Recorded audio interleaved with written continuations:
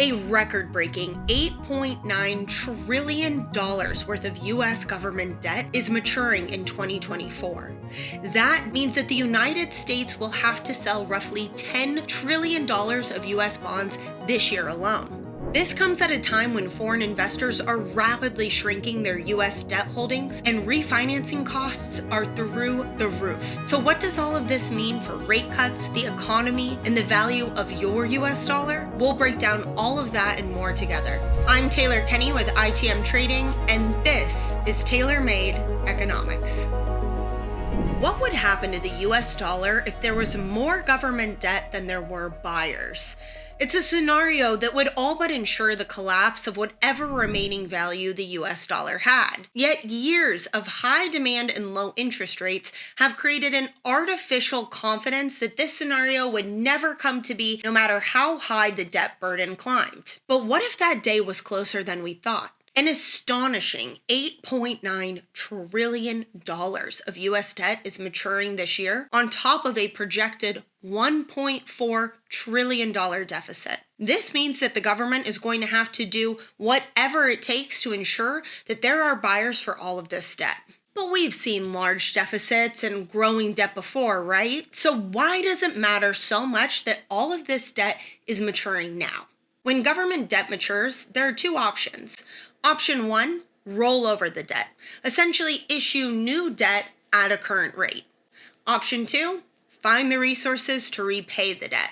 I think we can all agree that the US government is not repaying trillions of dollars of debt anytime soon, which means that they will be forced to roll over all of this debt that's maturing at current rates, which we know are high. When interest rates increase the way they have the last few years, the cost of borrowing increases along with it. And before you say, well, interest rates are coming down this year, or all the Federal Reserve has to do is lower interest rates to make this borrowing more affordable, it's not that simple. And in fact, this debt maturing might actually have the opposite effect and keep interest rates higher for longer. Imagine bond prices and interest rates on a seesaw. As interest rates go up, bond prices go down and vice versa. While it might be beneficial to the US government to have interest rates low because the cost of borrowing is less, it actually makes bonds less favorable for investors and creditors. Now, historically, this hasn't been a problem for the US,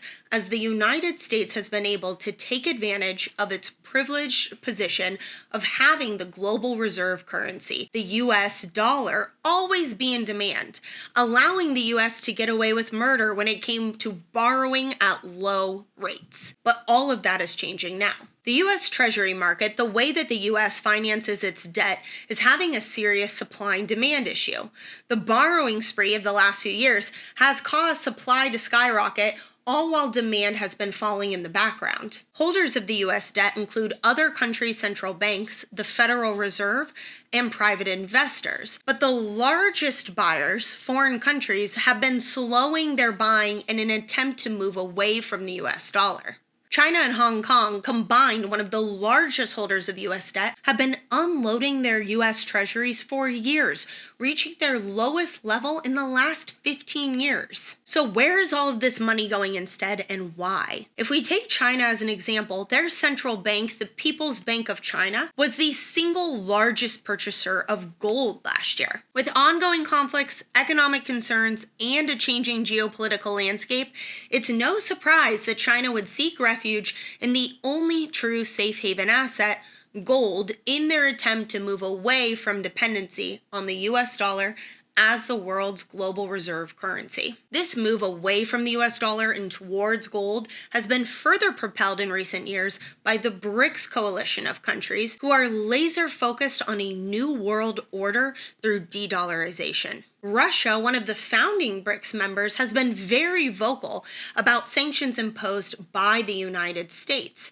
Just last week in an interview with Tucker Carlson, Russian President Vladimir Putin discussed in detail speaking out against the weaponization of the US dollar, saying that the United States' greatest power was the US dollar, and using it as a political tool actually is a blow to that power, and quote, a grave mistake. All of this adding further fuel to the fire of countries moving away from holding U.S. debt. And foreign countries aside, don't count on just the Federal Reserve to step up and buy all of this debt either.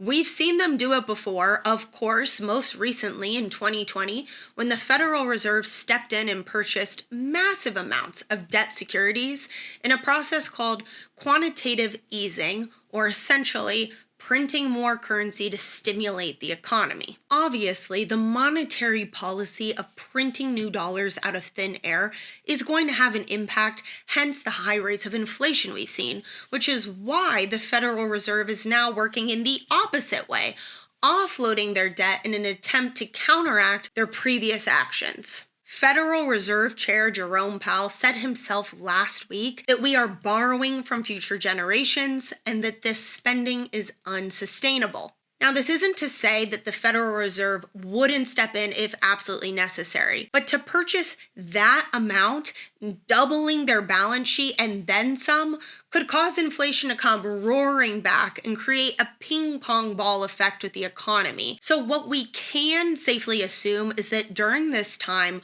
when demand is low and supply is going to skyrocket, the United States government will have to do whatever it takes to make these bonds more favorable for purchasers, which most likely will mean keeping interest rates high. While many are desperate for a reprieve from these high interest rates, it is looking more and more unlikely that things are going to play out in the way that everyone had hoped, which is also concerning because we know that if interest rates remain high, the cost of financing this debt is astronomical. This year, the United States will spend more on interest rate servicing debt than on national defense.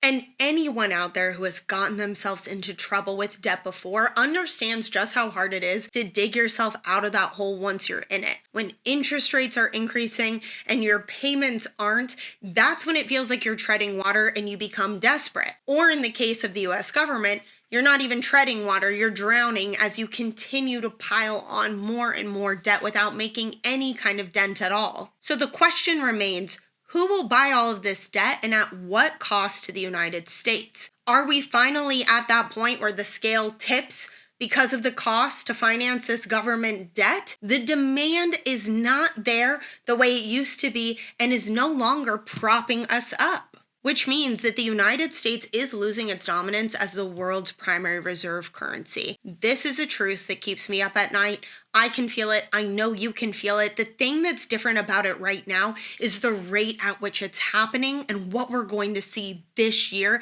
just as the result of this debt maturing alone. Whatever wealth you have stored in dollar-denominated assets is all at risk as a result of this. $8.9 trillion of debt maturing this year alone with a growing deficit, lower demand, and high rates. You already know that we can't trust the US dollar backed by the full faith and credit of the US government. I trust gold and silver, a finite, tangible resource with zero counterparty risk that is the only true store of value. It's only a matter of time for the US dollar, which is why if you're new here or you've been watching for a while and you finally say enough is enough, I want to make sure that I'm protected, I want you to go ahead and click on the Calendly link below or scan the QR code and get a strategy in place. We are helping get the word out and that everyone is aware and as educated as possible. Click the Calendly link below or scan the QR code to get started today. I so appreciate all of you for being here. We know how important it is to get the word out, so please like, share, subscribe if you're not already. And as always, thank you so much. I'm Taylor Kenney with ITM Trading. Until next time.